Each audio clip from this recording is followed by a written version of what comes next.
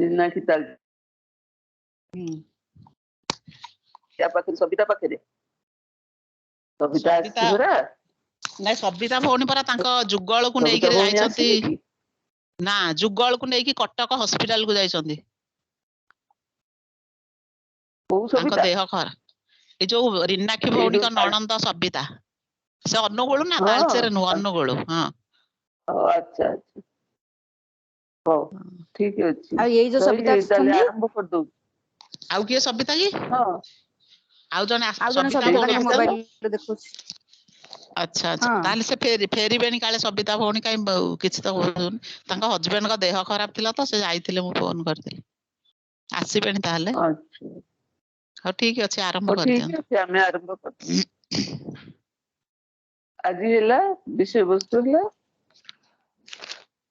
आज विषय अशरीरपण अवस्था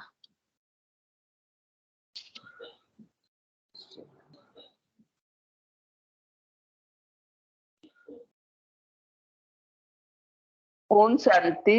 आज का विषय वस्तु है अशरीरपन। बाबा ने मुरली में हम लोग को बार बार कहा है बच्चे अशरीर बनो अशरीर बनो। कभी कभी बोलता है अशरीर बनने का अभ्यास करो तो तब जा करके तुम्हारा कर्मातीत अवस्था अर्थात शरीरपन का अशरीरपन का अवस्था आ जाएगा। जब हम अभ्यास करेंगे अशरीरपन का अभ्यास करेंगे तब हमारा क्या होगा ना कर्मातीत अवस्था आ जाएगा और अशरीरपन का अवस्था भी पक्का हो जाएगा। अशरीर मानना क्या है? अशरीर मानना है शरीर से अलग हो जाना। क्या हम लोग सोचते हैं अशरीर मानना शरीर से अलग हो जाए। कोई कोई बच्चे भी क्या करते हैं ना शरीर से अलग होने के लिए कोशिश करते हैं, बोलते हैं ऊपर जाते हैं फिर नीचे गिर पड़ते हैं। ऐसे कोई कोई अनुभव सुनाते हैं जो शरीर से तो अलग हो जाने से तो मनुष्य मर जाएगा ना, आत्मा तो छूट जाएगा। और अशरीरपन का मानना नहीं कि शरीर से अलग हो जाओ आत्मा और कहाँ परम धाम में जाकर बैठ जाओ। ऐसा होने से तो आत्मा छूट जाएगा, शरीर तो मर जाएगा। अशरीर माना बाबा जो पहला पाठ पढ़ाया है उसमें पक्का करो। क्या पहला पाठ? मैं आत्मा हूँ, मैं आत्मा हूँ। इसे मैं आत्मा हूँ, मैं आत्मा हूँ ऐसे बोलने से क्या होगा? आत्मिक स्थिति आ नहीं सकेगा। ऐसे नहीं कि मैं शरीर अशरीरपन माना मैं आत्मा हूँ। कोई कोई बच्चा भी ऐसे भी मन ही मन सोचते हैं मैं आत्मा हूँ, मैं आत्मा हूँ, मैं आत्मा हूँ। बाबा बोलते हैं यही से बोलने से भी आप अशरीरपन का अनुभव नहीं कर सकेंगे। मेरी स्वधर्म क्या है हम लोग को मालूम होना चाहिए। क्या क्या? मेरी स्वधर्म क्या है, मेरी कर्तव्य क्या है, सृष्टि रंगमंच पर मेरी पाठ क्या है। और अपने सोमान को याद करो, अपने पाठ को याद करो, अपने घर को याद करो, अपने पिता परमात्मा को याद करो, अपना स्वरूप को याद करो। तो बाबा बार बार हम लोग को बोलता है क्या? बच्चे सुख धाम को याद करो, शांति धाम को याद करो। ये करने का अभ्यास डालो क्योंकि देह अभिमान से छूट जाएंगे और आत्मा अभिमानी बन जाएंगे। अर्थात शरीर से डिटैच हो जाएंगे जाकर आत्मा परमधाम निवासी या शुभ धाम निवासी या बाबा का बच्चा ऐसा अभ्यास करने से धीरे धीरे मन आत्मिक स्थिति में आ जाएगा। अपने गुणों में स्वधर्म में कभी कभी भी टिक जाने का अभ्यास करो। आप लोग देखा है दादिया है मम्मा बाबा अशरीरपन का अभ्यास किया है। ये लोग कैसे अभ्यास किया है? अशरीर माना क्या? अभी अभी शरीर में आकर कर्म करना, अभी अभी शरीर से डिटैच हो जाना।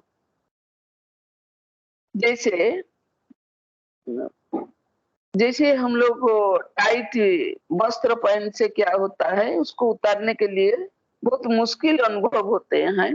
ऐसे हम देहाभिमान रूपी टाइट वस्त्र जब पहन लेंगे ना तब क्या होगा ना हम लोग को कभी उतारने के लिए बहुत कष्ट अनुभव होगा। इसीलिए कभी टाइट मत हो जाओ, सब टाइम हल्का रहो। लाइट रहो, माइट रहो, जब चाहो उड़ सकेगा, जब चाहो शरीर में आ जाए जाकर कर्म कर सकेगा। देहाभिमान क्या है? अपने देह का संबंध, व्यक्ति, वैभव, बाह्य आकर्षण सब हमारा मन को बार बार खींचता है। देहाभिमान क्या हुआ ना, आप लोग देखा होगा कभी कभी देह का बंधन, व्यक्ति, वस्तु, बाह्य का आकर्षण सब हमारा मन को खींचता है। एक भी अटैचमेंट मन को खींचेगा तो और शरीर बनना हम लोग को मुश्किल हो जाएगा, क्योंकि ये है देहाभिमान। एक भी कोई भी चीज हम लोग को खींचेगा, हमारा मन को खींचेगा, क्योंकि उसी का साथ हमारा अटैचमेंट रहेगा तो मन जरूर खींचेगा, किसी को और शरीर बनने के लिए मुश्किल हो जाएगा। इसलिए ध्यान रखो, कोई भी चीज जैसे मेरे मन को खींचेगा नहीं। एक एक का ऊपर में अपने मन के ऊपर ध्यान दो। देखो कोई भी बंधन मुक्त होने के लिए हम लोग को भी बहुत ध्यान देते हैं ना। इसीलिए देखो कोई भी बंधन मुझे खींचता नहीं, तो किसी भी वस्तु, व्यक्ति, बाह्य आकर्षण खींचा है तो अशरीर बनना हमको मुश्किल हो जाएगा, सहज नहीं अनुभव होगा। हम सोचते हैं हमारा किसी में आकर्षण नहीं है, हम कह देते हैं, इसे बोल में हम लोग कह देते हैं कि हमारा किसी से आकर्षण नहीं है, अटैचमेंट नहीं है। लेकिन एक एक पर बाबा ने बोला है ध्यान दो। देह का बंधन, स्वामी का बंधन, बच्चों का बंधन, कर्म का बंधन मुझे खींचता नहीं, तो थोड़ा भी बुद्धि हलचल होगा तो अशरीर बनने में हमको विघ्न डालेगा। ध्यान रखो। कौन सा ध्यान? किसी का ऊपर में ध्यान रखेंगे ना। ट्रैफिक कंट्रोल के समय 1 घंटा में 1 मिनट अशरीर बनने के समय कौन मेरे मन को, बुद्धि को हलचल करता है? मन को भी हलचल करता है, बुद्धि को भी हलचल करता है। उसी के ऊपर अपने संकल्प के ऊपर कड़ा नजर डालो। किस किस का ऊपर में ना, कौन हमारा बुद्धि को इधर इधर भगाते हैं। अपने संकल्प का ऊपर में ध्यान दो। माया बार बार हमको हिलाने के लिए कोशिश करेगा। माया कुछ नहीं। माया क्या है? माया क्या है ना, माया कुछ नहीं। देह का संबंध, व्यक्ति, वस्तु, बाह्य जगत का आकर्षण, ये सब क्या है ना, माया है। हमको अशरीर बनने सहयोग नहीं देंगे। समझ में आया? जो देहदारी को याद करते हैं, व्यक्ति, वस्तु, वैभव, बाहर का आकर्षण, वो हमको अशरीर बनने नहीं देते हैं, क्योंकि ये हमारे लिए माया है। याद दो, कोई भी स्थूल कर्मेंद्रिय या सूक्ष्म कर्मेंद्रिय समय पर जैसे धोखा न दे। हमको कौन सा त्याग करना है, इसका ऊपर में ध्यान देना है ना। कोई भी स्थूल कर्मेंद्रिय या सूक्ष्म कर्मेंद्रिय जैसे समय पर हमको धोखा न दे। बाबा को बैठने के समय, याद करने के समय अपने मन को चेक करो, मन कहाँ जा रहा है? बुद्धि हलचल तो नहीं होता है? कौन सा कर्मेंद्रिय द्वारा क्या विकर्म होता है, जिससे से बुद्धि जो बाबा से लगता नहीं। ध्यान कौन सा ऊपर में ध्यान देंगे ना। कोई भी कर्मेंद्रिय, चाहे स्थूल कर्मेंद्रिय चाहे सूक्ष्म कर्मेंद्रिय, कोई समय पर मुझे धोखा नहीं देते हैं, तो जिससे विकर्म होता जा रहा है और बाबा को मैं याद कर नहीं पाती। रोज बाबा का गुण एक एक करके अपने अंदर धारण करो। चेक करो, संकल्प में बाबा सिवाय और कोई भाषा तो नहीं है। मन चंचल घोड़ा है, बुद्धि का लगाम, बुद्धि रूपी लगाम नहीं रहने से क्या होगा, मन इधर इधर भागते जाएगा। मन कहाँ लगा हुआ है, किसी बातों में भटक रहा है, उसी का ऊपर में हम लोग को पूरा नजर डालना है। कौन सा बातों में मन भटक रहा है, उसी को ऊपर में हम लोग को ध्यान देना है। सदा सोचो, क्या सोचना है, मैं दिव्य आत्मा परमधाम से आया हूँ, प्रकृति का बीच में चमक हुआ अजब सितारा हूँ। बार बार प्रकृति के बीच में बैठा हुआ सितारा ऊपर फोकस डालो, बुद्धि को खुराक दो, बुद्धि जैसे ज्ञान से भरपूर रहे।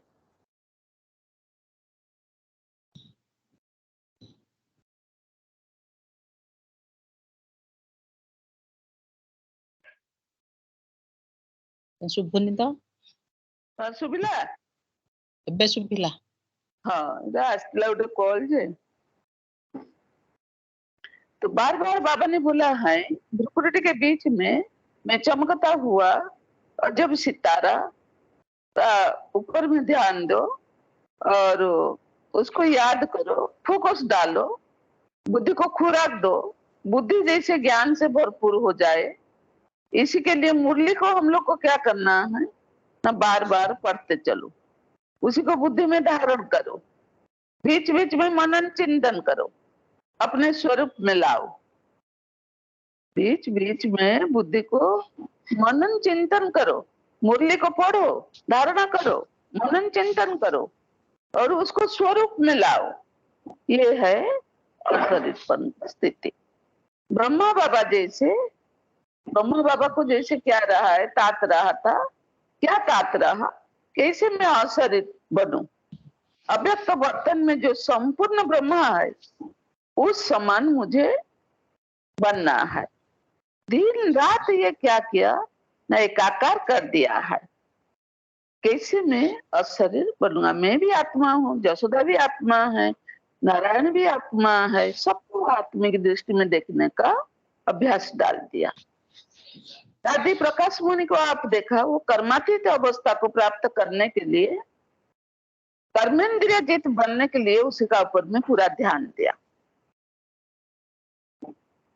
दादी प्रकाश मुनि कर्मेंद्रिय जित बनकर कर्मातीत अवस्था को प्राप्त करने के लिए पूरा ध्यान दिया, जिसको अशरीर अवस्था कहा जाता है।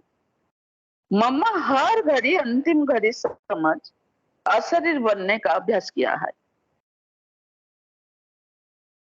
अब मनमोहिनी दीदी बुद्धि में रखा, क्या रखा था, अब घर जाना है। दादी जानकी जी, मैं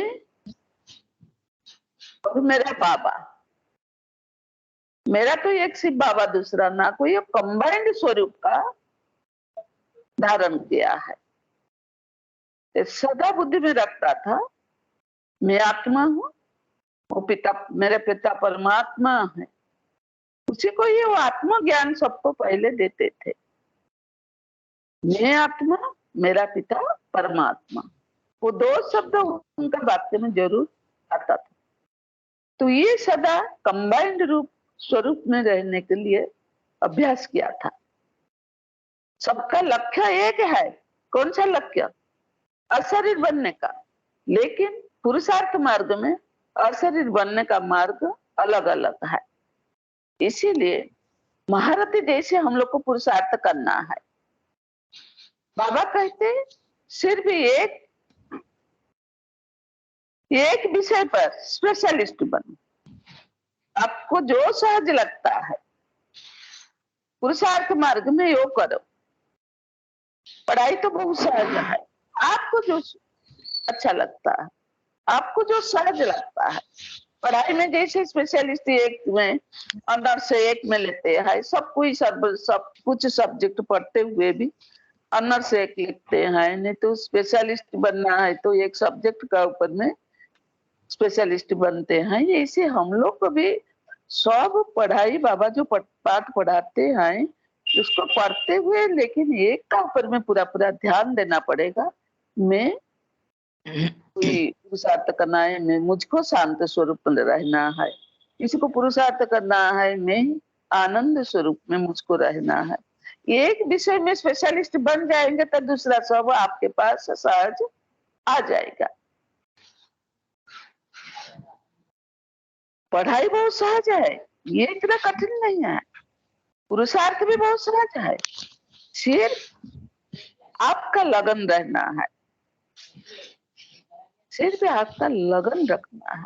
दिन भर आपने अपने ऊपर ध्यान दो, मैं इसी का ऊपर में मुझे स्पेशलिस्ट बनना है, और उसका अंश वंश सहित उसको अंश वंश सहित उसको ध्यान दो। कोई तो मुझे पुरुषार्थ मार्ग में विघ्न नहीं डालता है तो महसूस करो। कहां पर कठिन महसूस होता है तो बाबा को याद करो। कैसे बाबा को याद करेंगे न, जितना हम लोग बाबा को याद करेंगे उतना हमारा क्या होगा न, विकर्म विनाश होने के साथ साथ हम कर्म बंधनों से भी खुद को मुक्त कर सकेंगे और दूसरों को भी हम मुक्त कर सकेंगे। कोई व्यक्ति, कोई वस्तु, वातावरण हो, बीमार हो, खान पान हो, उसी का ऊपर में हम लोग को ध्यान देना पड़ेगा। जो आपका बुद्धि को हलचल करता है, समझ में आया? कोई वस्तु हो, कोई भी व्यक्ति हो, कोई वस्तु खान पान हो, कोई देह का बीमार हो, कोई वातावरण हो, कोई भी आपका बुद्धि को हलचल करता है तो उसका ऊपर में ध्यान देना है। जैसे अशरीर, अशरीर मानना क्या है, हर समय जैसे बुद्धि उपराम स्थिति में स्थित रहे। अशरीर माना बुद्धि जैसे उपराम स्थिति में स्थित रहे, वाणी से परे रहने का अर्थात वानप्रस्थ अवस्था का अनुभव करे, अर्थात देह सहित देहर सर्व संबंध से संपूर्ण वैराग्य का अनुभव करे। बुद्धि जैसे एक स्थिति का अनुभव करे। ऐसे अभ्यास करो, अंत समय में जैसे एक बाबा के सिवाय कोई भी याद ना आए। बुद्धि एक रस जब हो जाएगा ना, तब अंत समय में एक बाबा के सिवाय कोई भी याद नहीं आएगा। उसको कहा जाता है अंतमति सुगति या शरीरपन का स्थिति। बाबा कहते हैं मैं तो सच्चा व्यापारी हूँ, अभी संगम पर मैं आया हूँ आप लोग के साथ व्यापार करने के लिए। बाबा जैसा तैसा व्यापारी नहीं है, एक हाथ में दो, दूसरे हाथ में लो, पहले हम लोग को देना पड़ेगा। बाबा पहले आपको अपना परिचय दे दिया है, लेकिन अवगुण, देहाभिमान, कर्म बंधन, विकार, स्वभाव, संस्कार, सब पहले हमको पुराना चीज बाबा को देना पड़ेगा, दूसरी तरफ वो हमको देंगे। लेकिन पहले बाबा देंगे, बाबा तो देता है मुरली में, पहले हम लोग को पढ़ा देते हैं, लेकिन करना तो हमको ही है। स्टेप हम लोग को उठाना पड़ेगा। हम लोग जब स्टेप उठाएंगे तो बाबा हमको मदद करेंगे।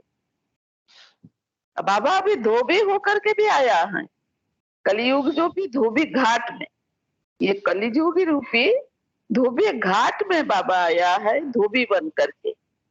धोबी जैसे पुराना कपड़ा सटाते सटाते साफ करते हैं ना, आप लोग देखे हैं ना, धोबी क्या करता है, पुराना कपड़ा को सटाते सटाते साफ करते हैं। उसी में कोई ज्यादा पुराना होगा तो फट जाता है, कोई चुरपुर भी हो जाता है, कोई रह भी जाते हैं। ऐसे अभी बाबा कलयुगी रूपी धोबी घाट में आया है। हमारा आत्मा और शरीर दोनों को क्या करने के लिए, साफ करने अर्थात पवित्र बनाने के लिए। उसी में कोई माया का पिटाई से डर जाता है, कोई स्ट्रांग होकर रह जाता है। जो स्ट्रांग होकर के रह जाता है ये आगे बढ़ जाता है। कोई संपूर्ण पवित्र होता है, कोई थोड़ा थोड़ा, कोई बिल्कुल पवित्र नहीं बनते हैं। सबका पुरुषार्थ का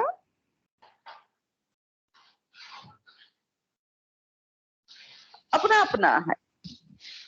सबको एक ही माफी सहन नहीं कर सकता है, सबके पास एक ही माफी सहन शक्ति नहीं है। अभी बाबा ने बोला है, अभी समय है अष्ट शक्तियों को पहचान, उसी को समय अनुसार कार्य में लगा और माया रावण का ऊपर में विजय प्राप्त कर और असली बनने का अभ्यास कर। समझ में आया? बाबा ने बोला है अभी समय कौन सा है? संगम युग का समय है। अभी अष्ट शक्तियों को पहचान कर उसको समय अनुसार कार्य में लगाना। जब लगाना सीख जाएंगे तो माया रावण का ऊपर में आप विजय प्राप्त करके अशरीर बनने का ऊपर में विजय भी प्राप्त कर सकेंगे। जिसमें जानने में लोग क्या करते हैं, लक्ष्य को सामने रखते हैं और जब लक्ष्य को सामने रखते हैं तो जर्नी के समय साइड सीन भी बहुत आते हैं। उसको देखते हुए ना देखे, साक्षी दृष्टा होकर के देखकर वो अपना लक्ष्य स्थल में उतर जाते हैं। ये बीच में उतरते नहीं है, साइड सीन देखते देखते बीच में उतर नहीं जाते हैं। उनका लक्ष्य स्थल जब आता है वो उतर जाते हैं। ऐसे रूहानी यात्रा में हमारा लक्ष्य अशरीर बन घर में लौटना है। सब कुछ समेट कर विस्तार को सार में समा कर साइड सीन देखते हुए बुद्धि को एक ही घर का याद में रखना है। मैं परमधाम निवासी, परमधाम से आए थे, आखिर मेरे को अशरीर बन परमधाम तो लौटना ही है। आत्मा होकर के परमधाम से आए थे, 5000 वर्ष हो गया है, 84 जन्म का पाठ खत्म हो गया है। अभी मेरा बाबा आया है मेरे को साथ वापस ले जा चलने के लिए। तो वापस जाने के समय मुझे सब समेट करना पड़ेगा।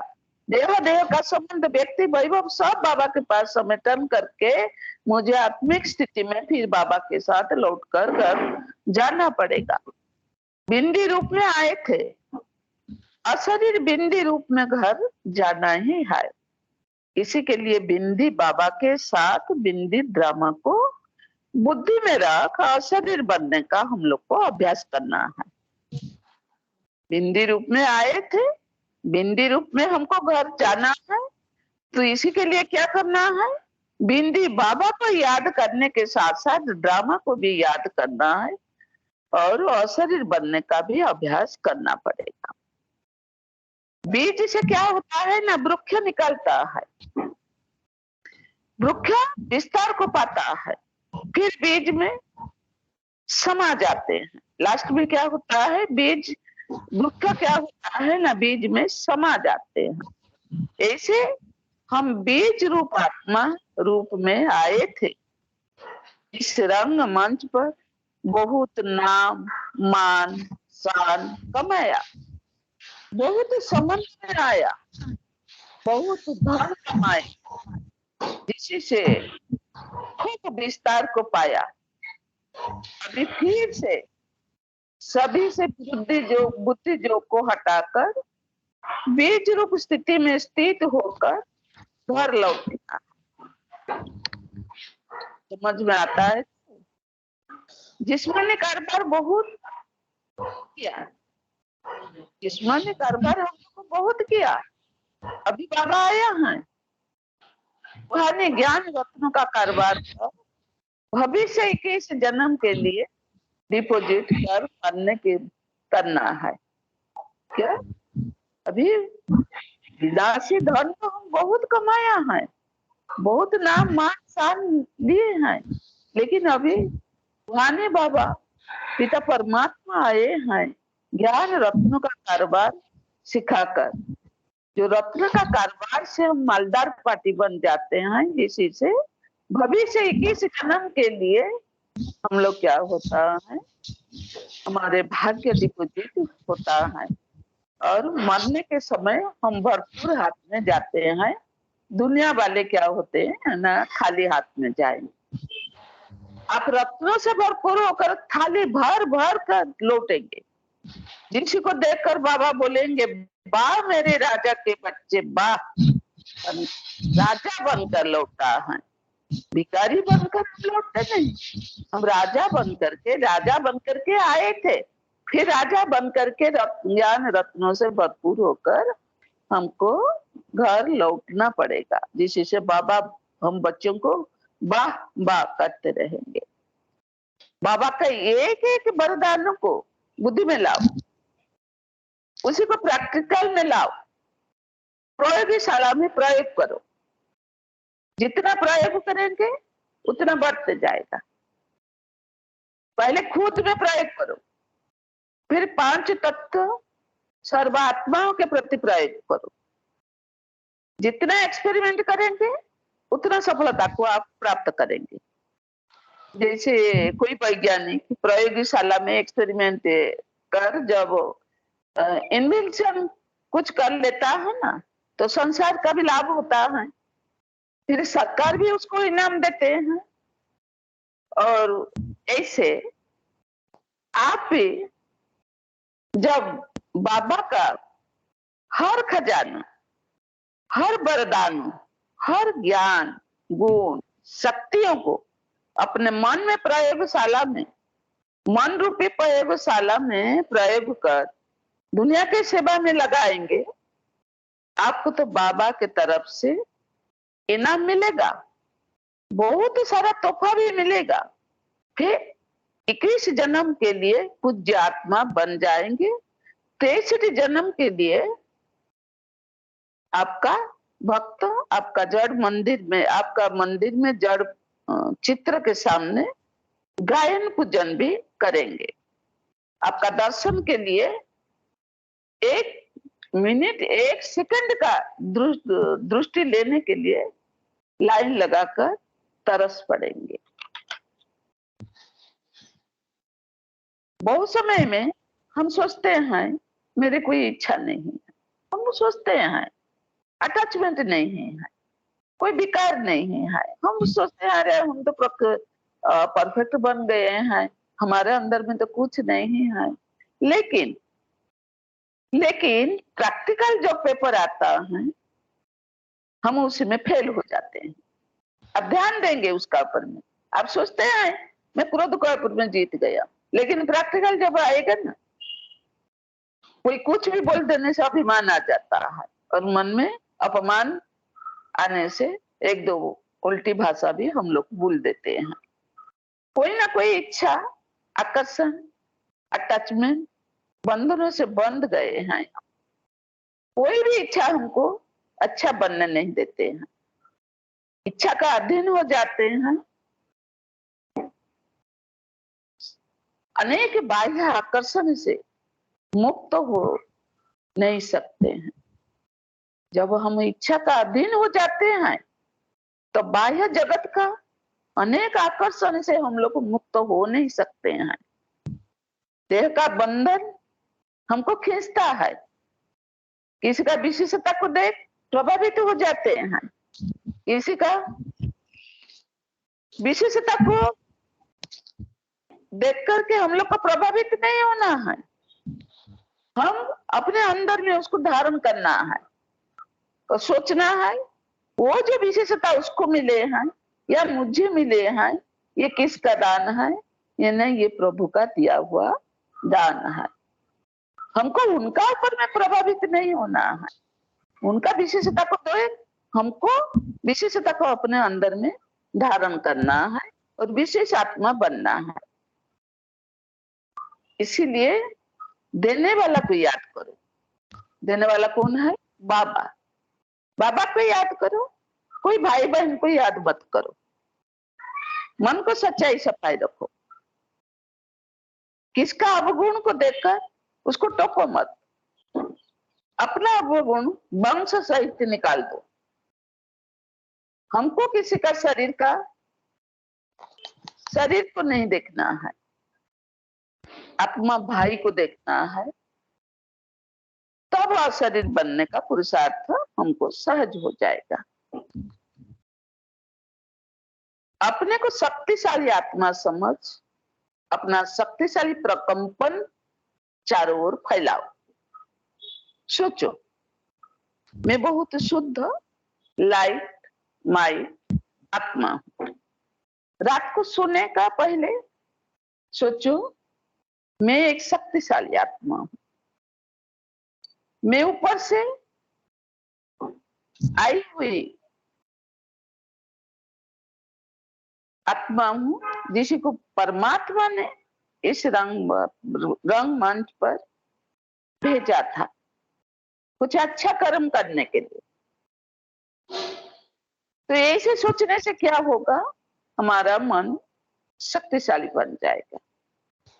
मन में दूसरे के प्रति घृणा भावना हो, राग द्वेष जैसे आने नहीं दो।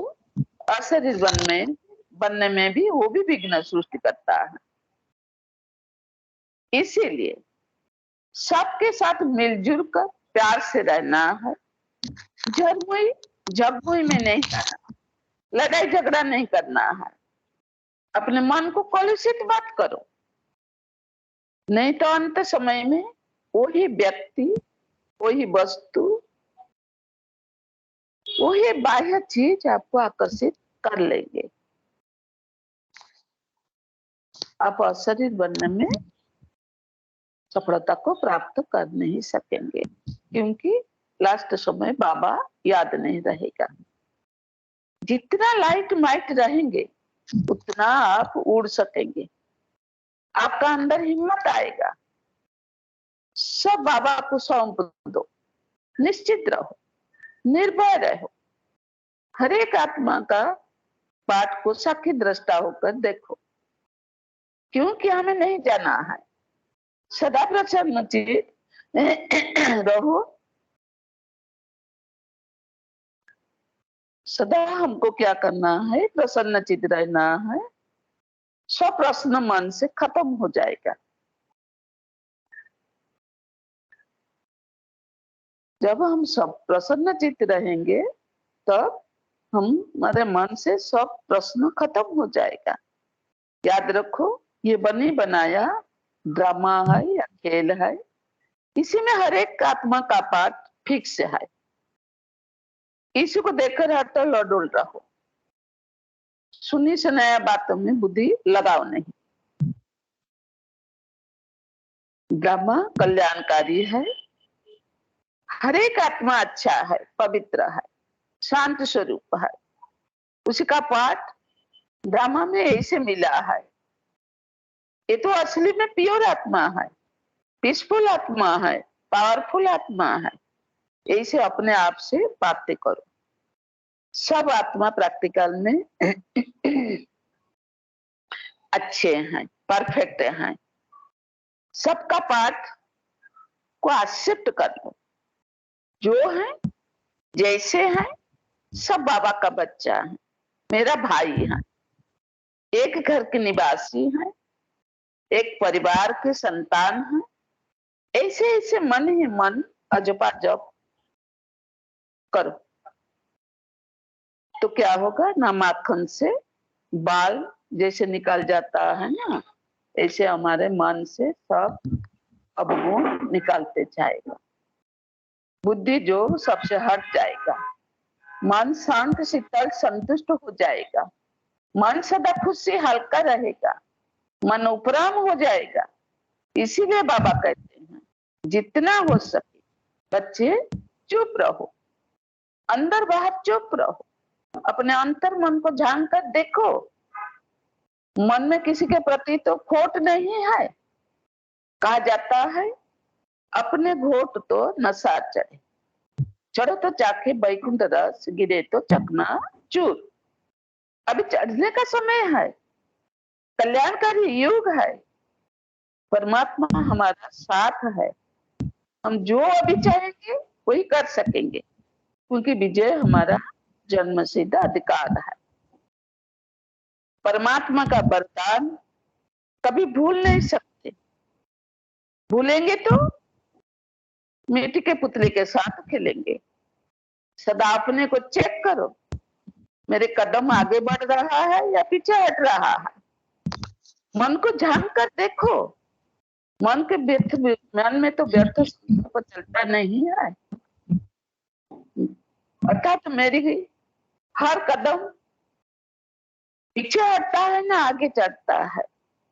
इसीलिए कहा जाता है फॉलो फादर। बाबा के कदम पर कदम रख, आगे बढ़ो, मेहनत से मुक्त हो जाएंगे, प्रभु शक्ति में भरपूर हो जाएंगे, परम आनंद का अनुभव करते जाएंगे। शरीर में रहते हुए अशरीरपन का अनुभव होगा, जिस्मानी को देखते हुए रूहानियत का अनुभव होगा। श्वास श्वास बाबा ही याद रहेगा। और जब श्वास श्वास बाबा याद रहेगा तो मरने के समय आपको कुछ भी कष्ट नहीं होगा। इससे ये भी है अशरीरपन का अवस्था। अच्छा, ओम शांति।